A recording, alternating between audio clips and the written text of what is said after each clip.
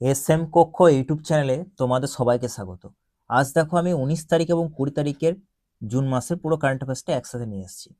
আর আমি এখানে যে সমস্ত কারেন্ট অ্যাফেয়ার্সগুলো নিয়ে আসি সেগুলো তুমি মিসেলেনিয়াস এক্সাম দিয়ে থাকো আমাদের ওয়েস্ট বেঙ্গলের, এছাড়াও পুলিশের এক্সাম দাও, এছাড়াও তুমি যদি এসএসসি বা রেলওয়ে বা ব্যাংকিংয়ে যে কোনো এক্সাম দাও না কেন, সমস্ত পরীক্ষাতেই এখন কারেন্ট অ্যাফেয়ার্স আসে এবং এই ক্লাসটি ভেরি ভেরি ইম্পর্টেন্ট। এবং আমি জিকেটাও এর সঙ্গে কভার করছি কারেন্ট অ্যাফেয়ার্সের সাথে। প্রথম প্রশ্ন দেখো, ভেরি ভেরি ইম্পর্টেন্ট।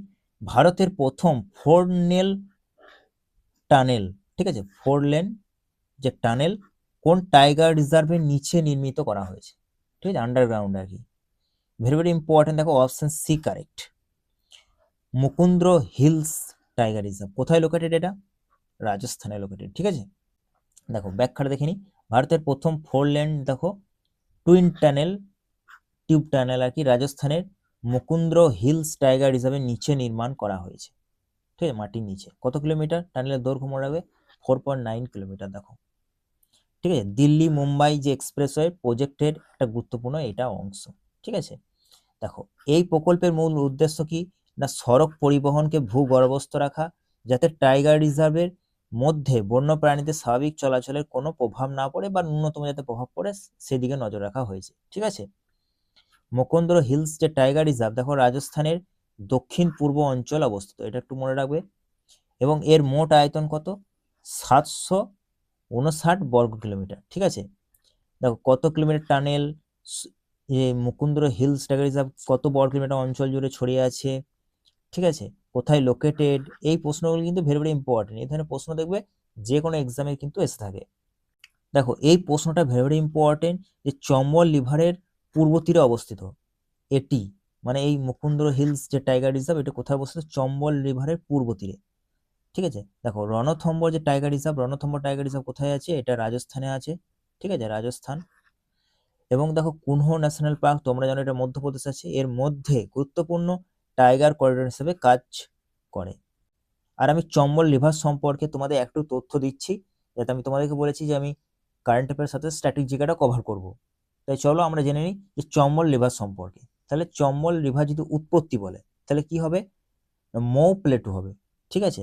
আমি লিখে দিচ্ছি মৌ প্লেটু, ঠিক আছে।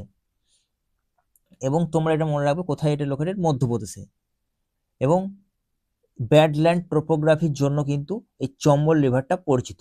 ভেরি ভেরি ইম্পর্টেন্ট, মনে রাখবে যে ব্যাডল্যান্ড টোপোগ্রাফির জন্য কিন্তু চম্বল নদীটা ইম্পর্টেন্ট। আর মৌ প্লেটু যেটা মধ্যপ্রদেশে লোকেটেড, সেখান থেকে এটা চম্বল নদী উৎপত্তি হয় আর কি। এছাড়াও চম্বল কার ট্রিবিউটারিজ মনে রাখবে? যমুনা। তাহলে যমুনার উপনদীগুলি কি কি? চম্বল, সিন, বেতুয়া, কেন, তোমরা জানো, ঠিক আছে, টন্স, এগুলো। তাহলে এই চম্বল হচ্ছে কার ট্রিবিউটারি যদি বলে তাহলে হবে যমুনা। এবং যদি বলে চম্বলের কিছু কিছু ট্রিবিউটারিজের নাম, তাহলে কি হবে? তাহলে বানাস হবে, সিপ্রা হবে, কালী সিন্ধ হবে, ঠিক আছে, প্রভৃতি হবে। এই পয়েন্টগুলো কিন্তু ভেরি ভেরি ইম্পর্টেন্ট, এগুলো একটু মনে রাখবে। দেখো নেক্সট, দেখো আমি এখানে পুরো বিষয়টাকে জিস্ট আকারে নিয়েছি, আর আমি এখানেও পুরো বিষয়টা তোমাদের কভার করছি। কুইক পয়েন্ট আকারে একবার দেখে নাও। দেখো মুকুন্দ্র হিলস টাইগার রিজার্ভ তাহলে কোথায় অবস্থিত মনে রাখবে? রাজস্থানের সাউথ ইস্টার্ন পার্টে লোকেটেড। 759 বর্গ কিলোমিটার অঞ্চল জুড়ে ছড়িয়ে আছে আর কি এই Mukundra hills tiger reserve. Chambal নদীর পূর্ব তীরে অবস্থিত। তাহলে চম্বল নদী সম্পর্কে এখনই আমরা দেখলাম, বলো তাহলে নিজে নিজে রিকল করো, তাহলে তোমাদের ভালো মনে থাকবে। দেখো চম্বল রিভার সম্পর্কে তোমরা রিকল করো, তাহলে তোমাদের আরো ভালো মনে থাকবে। তাহলে চম্বল নদী ব্যাডল্যান্ড টোপোগ্রাফির জন্য খুব ফেমাস, এবং মৌ প্লেটু যেটা মধ্যপ্রদেশ লোকেটেড সেখান থেকে অরিজিনেট হয়েছে। এবং চম্বল কার ট্রিবিউটারিজ যদি বলে তাহলে যমুনা। যমুনার উপনদীগুলি কি কি? চম্বল, সিন্ধ, বেতুয়া, কেন, ঠিক আছে। এছাড়া তো যদি বলে চম্বলের কিছু কিছু ট্রিবিউটারিজ এর নাম বলো, তাহলে কি হবে বলো? বানাস, সিপ্রা, কালিসিন অ্যান্ড প্রভৃতি, ঠিক আছে, এগুলো মনে রাখবে। দেখো রণথম্বর টাইগার রিজার্ভ আর কোনো ন্যাশনাল পার্কের মধ্যে গুরুত্বপূর্ণ সংযোগ স্থাপন করবে। এবং দেখো বিশেষ পরিচয় মনে রাখবে, এটা একটা টাইগার করিডোর, গুরুত্বপূর্ণ টাইগার করিডোর, এখানে লেখা আছে টাইগার রিজার্ভ, ঠিক আছে। ইন্ডিয়ার first 4 lane twin tube tunnel তাহলে কোথায় নির্মাণ করা হলো? মুকুন্দ্র যে হিলস টাইগার রিজার্ভ তার নিচে, মাটির নিচে আর কি। 4.9 কিলোমিটার, দিল্লি মুম্বাই এক্সপ্রেসওয়ে প্রকল্প এটা পার্ট। এবং ওয়াইল্ড লাইফ মুভমেন্টের ওপর কম প্রভাব ফেলা, এটাই হচ্ছে মূল লক্ষ্য, ঠিক আছে। দেখো চালু হওয়ার সম্ভাব্য তারিখটা মনে রাখবে 20 জুন 2026-এ স্টার্ট। ঠিক আছে, কতটা ইম্পর্টেন্ট হয় আর কি, জাস্ট মনে রাখবে। নেক্সট দেখো 2 নম্বর প্রশ্ন, দেখো ভেরি ভেরি ইম্পর্টেন্ট। নরেন্দ্র মোদীকে order of the white double cross first class আর কি কোন দেশের সর্বোচ্চ সম্মান প্রদান করা হয়েছে? তাহলে মনে রাখবে Slovakia. Very very important, option A correct. Slovakia দেশ নরেন্দ্র মোদীকে world of the white double cross award প্রদান করেছেন। ঠিক আছে, করেছে আর কি। দেখো ব্যাখ্যাটা আমরা দেখিনি। তাহলে দেখো জুন 2026-এ স্লোভাকিয়ার রাজধানী ব্রাতিস্লাভা, এটা মনে রাখবে একটু নামটা, রাজধানীর নামটা ব্রাতিস্লাভার প্রধানমন্ত্রী নরেন্দ্র মোদীকে the order of the white double cross of the first class প্রদান করা হয়েছে অ্যাওয়ার্ড। ঠিক আছে, দেখো স্লোভাকিয়ার হাইয়েস্ট ন্যাশনাল অনার মানে সম্মান, এবং এটা শুধুমাত্র দেখো ফরেন যে সমস্ত ন্যাশনাল তাদেরকে প্রদান করা হয়ে থাকে। স্লোভাকিয়ার প্রেসিডেন্টের নাম মনে রাখবে পিটার পেলেগ্রিনি। ঠিক আছে, পিটার পেলেগ্রিনি ভারত এবং স্লোভাকিয়ার মধ্যে দ্বিপাক্ষিক সম্পর্ক আরো শক্তিশালী করার ক্ষেত্রে অবদানের জন্য এই সম্মান প্রদান করেন। ভেরি ভেরি ইম্পর্টেন্ট এই পয়েন্টটা। এবং নরেন্দ্র মোদী 33তম এটা আন্তর্জাতিক একটা সম্মান হয়ে গেল, বিরাট বড় রেকর্ড আর কি। 1993 সালে দেখো স্লোভাকিয়ার স্বাধীন হওয়ার পর কোনো ভারতীয় প্রধানমন্ত্রীর এটি প্রথম সরকারি সফর, এটা মনে রাখবে স্লোভাকিয়া। ঠিক আছে, দেখো কুইক পয়েন্ট আকারে দিয়ে দিচ্ছি যাতে তোমাদের পুরো বিষয়টা ক্লিয়ার হয়ে যায় আর কি। ঠিক আছে, দেখো তাহলে স্লোভাকিয়ার রাজধানীর নাম মনে রাখবে ব্রাতিস্লাভা। ঠিক আছে, রাষ্ট্রপতির নাম কি? Peter Pellegrini. স্বাধীনতা লাভ কত সালে করেছিল? 1993 সালে। আর দেখো এই পয়েন্টটা একটু মনে রাখবে, পূর্বে কার অংশ ছিল? চেক স্লোভাকিয়ার অংশ ছিল। ঠিক আছে, দেখো তাহলে প্রধানমন্ত্রীকে দেওয়া হয়েছে নরেন্দ্র মোদীকে অ্যাওয়ার্ডের নাম মনে রাখো order of the white double cross award. ঠিক আছে, স্লোভাকিয়ার সর্বোচ্চ জাতীয় সম্মান এটা। ফরেন যে ন্যাশনালস তাদেরকে দেওয়া হয়ে থাকে। জুন 2026-এ নরেন্দ্র মোদীকে এই সম্মান প্রদান করা হয়েছে, এবং ইন্ডিয়া এবং স্লোভাকিয়ার সম্পর্কে জোরদারের জন্য এইটা প্রদান করা হয়। প্রধানমন্ত্রী নরেন্দ্র মোদীর 33তম দেখো ন্যাশনাল অ্যাওয়ার্ড হয়ে গেল এটা। ঠিক আছে, এবং স্লোভাকিয়াতে কোনো ভারতীয় প্রধানমন্ত্রী প্রথম সরকারি সফর এটাই। ঠিক আছে, 3 নম্বর প্রশ্ন দেখো ভেরি ভেরি ইম্পর্টেন্ট। ভারত সরকার কোন দুটি আন্তঃরাজ্য জলবিবাদ ট্রিব্যুনালের মেয়াদ 1 বছর বৃদ্ধি করেছে? Very very important. তাহলে এই প্রশ্নটা ভেরি ভেরি ইম্পর্টেন্ট। ভারত সরকার কোন দুটি আন্তঃরাজ্য জলবিবাদ ট্রিব্যুনাল এর মেয়াদ 1 বছর বৃদ্ধি করেছে? মনে রাখবে option B correct, Ravi Beas and Krishna water dispute tribunal. Very very important. ঠিক আছে, দেখো ব্যাখ্যাটা দেখে নাও একটু। 15 জুন 2026 তারিখে ভারত সরকার রাবি এবং Beas water tribunal and Krishna water dispute tribunal এর কার্যকাল আরও 1 বছরের জন্য বৃদ্ধি করেছে। এই ট্রিব্যুনালগুলির গঠিত হয়েছিল কার অধীনে? মনে রাখবে interstate water river water dispute act 1956 এর অধীনে গঠিত হয় এই ট্রিব্যুনালগুলি। ঠিক আছে, ভেরি ভেরি ইম্পর্টেন্ট পরীক্ষার দৃষ্টিকোণ থেকে এটা। এই পয়েন্টটা দেখো, ভারতের সংবিধানে জল স্টেট লিস্টের এন্ট্রি 17 এর অন্তর্ভুক্ত। ভেরি ভেরি ইম্পর্টেন্ট, স্টেট লিস্টের এন্ট্রি 7 এর অন্তর্ভুক্ত। তবে কোনো নদী একাধিক রাজ্যের মধ্যে প্রবাহিত হলে জল বন্টন নিয়ে বিরোধ দেখা দিলে তার নিষ্পত্তির জন্য এই ধরনের ট্রিব্যুনাল গঠন করা হয়। তাহলে মনে রাখবে জল বন্টন নিয়ে যদি কোনো ডিসপিউট সৃষ্টি হয় বিভিন্ন রাজ্যের মধ্যে, তাহলে এই ধরনের কিন্তু ট্রিব্যুনাল গঠন করা হয়। দেখো এই পয়েন্টটা দেখে নাও, রাবি এবং বিয়াস ট্রিব্যুনালের মেয়াদ 5ই আগস্ট 2027 পর্যন্ত, এবং কৃষ্ণা ওয়াটার ডিসপিউট যে ট্রিব্যুনাল এর মেয়াদ 31শে জুলাই 2027 পর্যন্ত বৃদ্ধি করা হয়েছে। ঠিক আছে, দেখো নেক্সট স্লাইড আমি কুইক পয়েন্ট আকারে নিয়ে নিয়েছি যাতে তোমাদের বুঝতে সুবিধা হয়। দেখো কুইক পয়েন্ট আকারে নিয়েছি যাতে তোমাদের বুঝতে সুবিধা হয়। দেখো তাহলে এই পয়েন্টটা মনে রাখবে যে রাবি এবং বিয়াস ওয়াটার ট্রিব্যুনাল কত সালে গঠিত হয়েছিল? দেখো 1986-তে এপ্রিলে। ঠিক আছে, কোন কোন রাজ্যের মধ্যে বিবাদ আছে গেলে একটু মনে রাখবে, পাঞ্জাব, হরিয়ানা এবং রাজস্থান। ঠিক আছে, রাবি বিয়াস বুঝতেই পারছো, পাঞ্জাব, হরিয়ানা এবং রাজস্থান। মেয়াদ দেখো 5ই আগস্ট 2027 পর্যন্ত বাড়ানো হয়েছে। কৃষ্ণা ওয়াটার ডিসপিউট যে ট্রিব্যুনাল এটাকে দেখো কত 2004 সালে দেখো গঠিত হয়েছে, এপ্রিল 2004 সালে। ঠিক আছে, কার কার মধ্যে বিবাদ আছে? দেখো মহারাষ্ট্র, এদিকে কর্ণাটক রয়েছে, অন্ধ্রপ্রদেশ রয়েছে এবং তেলেঙ্গানা। ঠিক আছে, এবং এর মেয়াদ দেখো 31 জুলাই 2027 পর্যন্ত কিন্তু বাড়ানো হয়েছে। কোন কোন রাজ্যের মধ্যে প্রবাহিত হচ্ছে নদীগুলি, এগুলো কিন্তু একটু মনে রাখবে, বা কোন কোন রাজ্যের মধ্যে বিবাদ রয়েছে, এখান থেকে কিন্তু প্রশ্ন পড়তে পারে। দেখো আমি এখানে কিছু কিছু বিষয় নিয়ে নিয়েছি, তোমরা এগুলো দেখে নাও একটু। তাহলে দেখো যে সমস্ত আমাদের সক্রিয় এখনো ওয়াটার ডিসপিউট ট্রিব্যুনাল রয়েছে সেগুলো কি কি, রবি, বিয়াস, কৃষ্ণা, আর একটা দেখো মহানদী আছে, আর একটা দেখো মহাদায়ী। ঠিক আছে, এরপর দেখো আমরা একটা একটা করে নদীর সম্পর্কে দেখে নিই। দেখো কৃষ্ণা নদীর দেখো সম্পর্কে আমরা চলো দেখে নিই। কৃষ্ণা নদীর উৎপত্তি দেখো কোথায় হচ্ছে, মহারাষ্ট্রের মহাবালেশ্বর যে হিলস রয়েছে সেখান থেকে কিন্তু উৎপত্তি হয়েছে। ঠিক আছে, কত কিলোমিটার দীর্ঘ, 1400 কিলোমিটার। কোন কোন রাজ্যের মধ্যে প্রবাহিত হচ্ছে, এগুলোর মনে রাখবে, মহারাষ্ট্র, কর্ণাটক, তেলেঙ্গানা এবং অন্ধ্রপ্রদেশ। কোথায় পড়ছে, বে অফ বেঙ্গলে। ঠিক আছে, এবার দেখো কৃষ্ণা নদীর সম্পর্কে, কৃষ্ণা নদীর যে উপনদী সেগুলি আমাকে একটু বলো দেখি তোমরা। তাহলে দেখো আমি বলছি ভীমা, তাই তো, তারপর দেখবে তুঙ্গভদ্র, তারপর হচ্ছে ঘাটপ্রভা, তোমরাও রিকল করো তাহলে ভালো মনে থাকবে, ঘাটপ্রভা, মালপ্রভা। ঠিক আছে, তারপর দেখবে মুসি, তারপর দেখবে কয়না, তারপর হচ্ছে দুধ গঙ্গা, এগুলো মনে রাখবে একটু। তাহলে কৃষ্ণার উপনদীগুলি কোন কোনগুলো, ট্রিবিউটারিজ আর কি, ভীমা, তুঙ্গভদ্র, ঘাটপ্রভা, মালপ্রভা, মুসি, কয়না, দুধগঙ্গা, এগুলো মনে রাখবে। ঠিক আছে, আর দেখো রাবি রিভার, দেখো হিমাচল প্রদেশে থেকে উৎপত্তি হয়েছে। যদি বলে অরিজিন, মানে এই নামটা মনে রাখবে যে রোটাং পাস। ঠিক আছে, এইটাই বেশিরভাগ পড়ে, রোটাং পাস থেকে উৎপত্তি হয়েছে। এবং রাবির পুরনো নাম কি, এনসিয়েন্ট যদি নাম বলে তাহলে কি হবে বলো, পুরুষিনী, তাই তো, পিউ আর ইউ, SHNI, পুরুষিনী। রাবির মনে রাখবে এনসিয়েন্ট নাম হচ্ছে পুরুষিনী।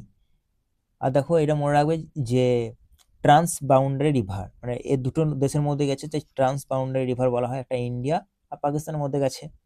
টোটাল দৈর্ঘ্যটা মনে রাখবে 720 কিলোমিটার। দেখো ইন্দাস রিভার সিস্টেমের একটা উপনদী, এবং কোন কোন অঞ্চলের মধ্যে প্রবাহিত হচ্ছে দেখো, হিমাচল প্রদেশ, পাঞ্জাব এবং পাকিস্তানের মধ্যে গেছে। ঠিক আছে, আশা করছি তোমরা বুঝতে পারছো। দেখো 4 নম্বর প্রশ্ন, দেখো very important, producer price index অর্থাৎ PPI কি পরিমাপ করে থাকে, মনে রাখবে option B correct, producer level price change. Etymology দেখো তাহলে তোমরা অ্যান্সার দিতে পারবে। প্রডিউসার প্রাইস ইন্ডেক্স কি পরিমাপ করে থাকে, প্রডিউসার লেভেল প্রাইস চেঞ্জ। ব্যাখ্যাটা দেখে নাও, 15 জুন 2026 তারিখে ভারত সরকার প্রথমবার প্রডিউসার প্রাইস ইন্ডেক্স চালু করেছে। ভেরি ইম্পর্টেন্ট, PPI উৎপাদক পর্যায়ে পণ্য এবং পরিষেবার মূল্য পরিবর্তন পরিমাপ করে। তাহলে ভেরি ইম্পর্টেন্ট, এটা একটু মনে, PPI কি করে থাকে না, উৎপাদন পর্যায়ে পণ্য এবং পরিষেবার যে মূল্যের পরিবর্তন সেটা কিন্তু পরিমাপ করে। ঠিক আছে, এরই সঙ্গে দেখো সরকার হোলসেল যে প্রাইস ইন্ডেক্স WPI আর কি, এর বেস ইয়ার পরিবর্তন করেছে। আগে ছিল 11-12, কিন্তু এখন রিসেন্ট 2022-23 হয়েছে, একটু মনে রাখবে, ভেরি ইম্পর্টেন্ট। এবং WPI দেখো বাস্কেটে পণ্যের সংখ্যা বাড়ানো হয়েছে, 697 ছিল, এখন 957 করা হয়েছে বেড়ে। এর একটা ইম্পর্টেন্ট, এটা মনে রাখবে। এবং নতুনভাবে কি কি যোগ করা হয়েছে, একটা সোলার এনার্জি, একটা উইন্ড এনার্জি। ঠিক আছে, এই দুটোকে এনার্জিকে অন্তর্ভুক্ত করা হয়েছে। দেখো নেক্সট স্লাইড আমি পুরো নিয়ে নিয়েছি পয়েন্ট আকারে, তোমরা আরো ভালো দেখো বুঝতে পারবে, কুইক পয়েন্ট আকারে দেখো নিয়ে নিয়েছি। দেখো প্রডিউসার প্রাইস ইন্ডেক্স অর্থাৎ PPI কবে চালু হয়েছে মনে রাখবে, 15 জুন 2026 চালু হলো। পরিমাপ কি কি করে থাকে, প্রডিউসার লেভেল প্রাইস চেঞ্জকে পরিমাপ করে থাকে। এর মধ্যে কি কি গুড অ্যান্ড সার্ভিস দুটোই অন্তর্ভুক্ত, এবং উৎপাদন পর্যায়ে মূল্য পরিবর্তন জানা যায় এর মাধ্যমে। ঠিক আছে, প্রডিউসার প্রাইস ইন্ডেক্সের মাধ্যমে। দেখো হোলসেল প্রাইস ইন্ডেক্স, দেখো বেস ইয়ারটা চেঞ্জ হয়েছে, আগে 11-12 ছিল, এখন 22-23 হয়ে গেছে। বাস্কেট আইটেমে দেখো পরিবর্তন হয়েছে, এখনই বললাম 697 থেকে 957 হয়ে গেছে। এবং নতুন যে অন্তর্ভুক্ত, যেটা মনে রাখবো, সোলার এনার্জি আর উইন্ড এনার্জিকে WPI এর মধ্যে অন্তর্ভুক্ত করা হয়েছে। দেখো ভেরি ইম্পর্টেন্ট, এটা আশা করছি তোমরা সবাই জানো, তবু আমি নিয়ে নিয়েছি কারণ একটা ইউনিকর্ন কোম্পানি যেহেতু। দেখো জুন 2026-এ $234 মিলিয়ন ফান্ডিং পেয়ে ভারতের নতুন AI ইউনিকর্ন কোন স্টার্টআপ হয়েছে, ভেরি ইম্পর্টেন্ট, সার্ভাম AI, তোমরা নাম আশা করছি সবাই শুনেছ। দেখো ব্যাখ্যাটা দেখে নাও, বেঙ্গালুরু ভিত্তিক যে সার্ভাম AI জুন 2026-এ $234 মিলিয়ন ফান্ডিং সংগ্রহ করেছে। এবং এই ফান্ডিং এর পরই কোম্পানিটির মূল্যায়ন অর্থাৎ ভ্যালুয়েশন বেড়ে $1.5 বিলিয়ন হয়েছে। এর ফলে সার্ভাম যে এআই, এটা নতুন একটা ভারতের নতুন এআই ইউনিকর্ন কোম্পানি হিসাবে আত্মপ্রকাশ করেছে। এটা ভেরি ভেরি ইম্পর্টেন্ট, এই পয়েন্টটা মনে রাখবে। এবং দেখো এইটা ভেরি ভেরি ইম্পর্টেন্ট যে নায়েসা ফেব্রুয়ারি 2026 দেখো এআই ইউনিকর্ন ক্লাবে যোগ দিয়েছিল, ঠিক আছে। এবং কৃত্রিমকে ভারতের প্রথম জেনারেটিভ এআই ইউনিকর্ন হিসাবে ধরা হয়। ভেরি ভেরি ইম্পর্টেন্ট, এই পয়েন্টটা মনে রাখবে, ঠিক আছে। দেখো নেক্সট দেখো সার্ভাম এআই ভারতীয় ভাষা এবং স্থানীয় প্রয়োজনের জন্য এআই মডেলস ইনফ্রাস্ট্রাকচার এবং এন্টারপ্রাইজ এআর সলিউশনস তৈরি করে। Very very important. তাহলে সার্ভাম এআই সুবিধা কি, ভারতীয় যে সমস্ত ভাষা এবং স্থানীয় প্রয়োজনের জন্য আর কি এআই মডেলস ইনফ্রাস্ট্রাকচার এবং এন্টারপ্রাইজ এআই সলিউশন তৈরি করে থাকে। ভেরি ভেরি ইম্পর্টেন্ট, ঠিক আছে। কুইক পয়েন্ট আকারে দিয়ে দিয়েছি, এটা একটু দেখে নাও, ভেরি ভেরি ইম্পর্টেন্ট। তাহলে সার্ভাম এআই হেডকোয়ার্টার কোথায় মনে রাখবে, বেঙ্গালুরু কর্ণাটকে। কত সালে প্রতিষ্ঠিত, 2023 আগস্টে, ঠিক আছে। ক্যাটাগরি দেখো সোভেরিয়ান এআই স্টার্টআপ ক্যাটাগরিটা মনে রাখবে একটু। আর নিউ এআই ইউনিকর্ন হয়েছে জুন 2026।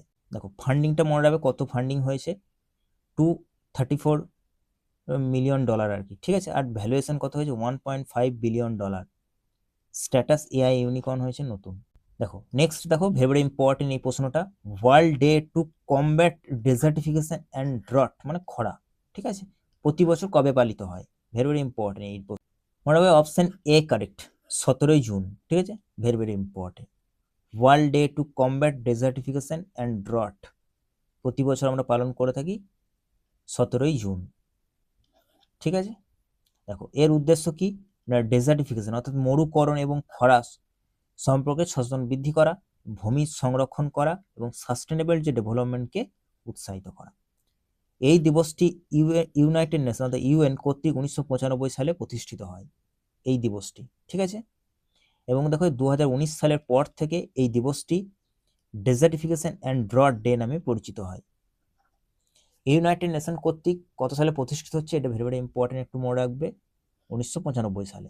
এবং 17 জুন তারিখে আমরা এটা পালন করে থাকি, ব্যাস।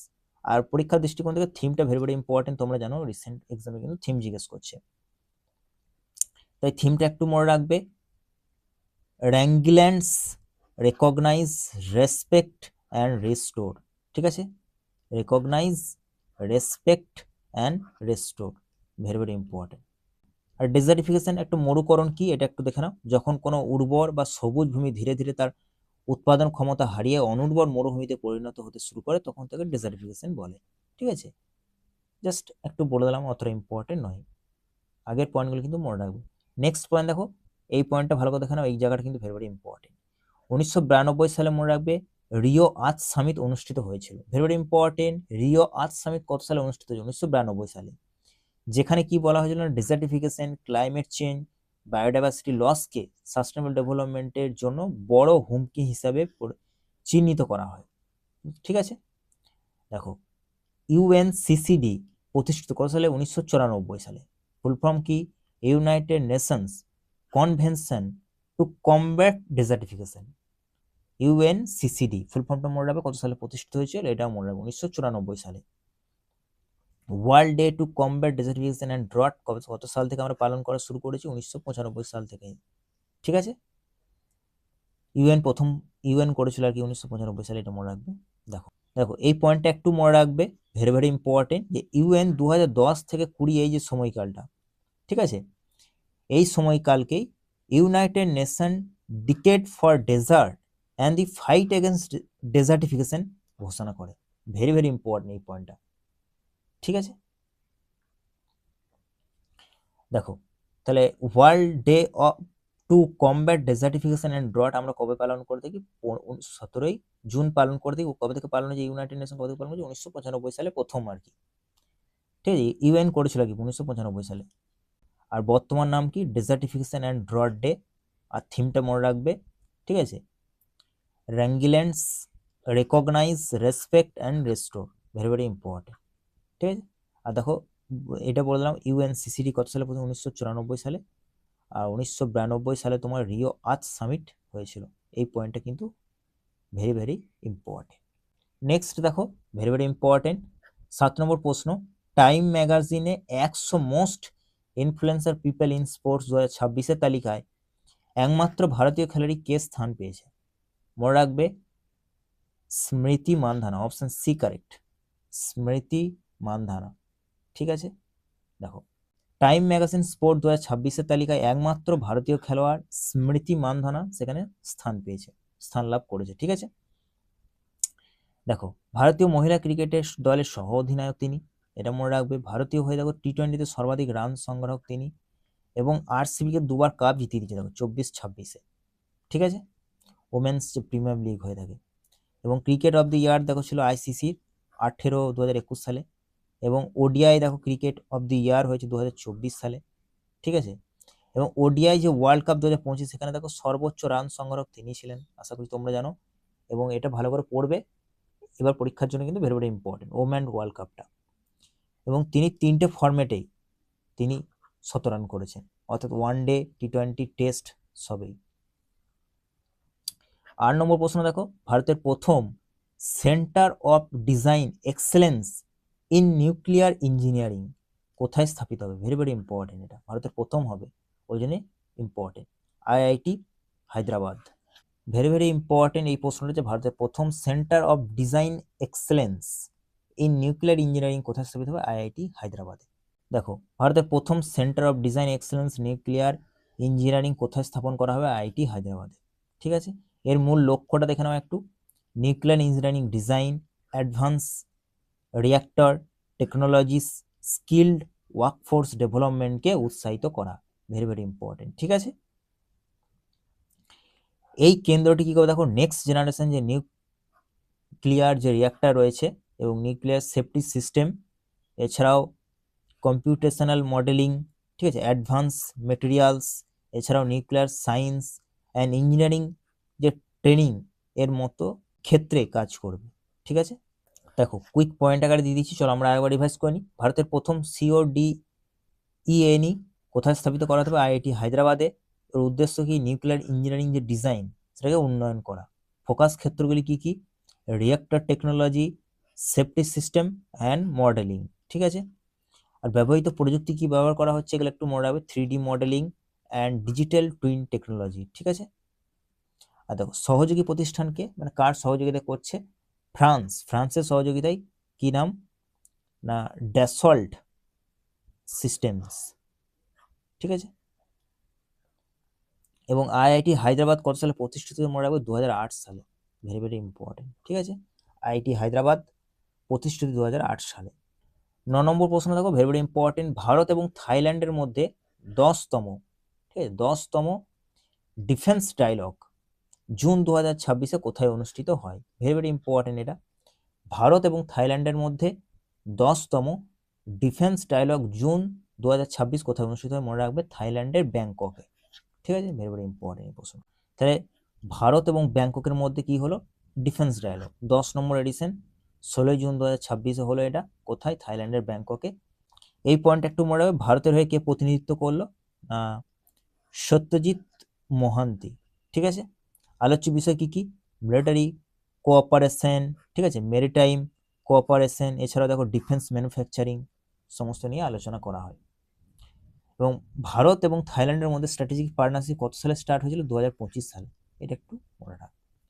তাহলে দেখো আজকে ছিল আমাদের এই পর্যন্তই ক্লাস। তোমাদের ক্লাস কেমন লাগলো অবশ্যই কমেন্ট করে জানিও। দেখা হবে নেক্সট ক্লাসে।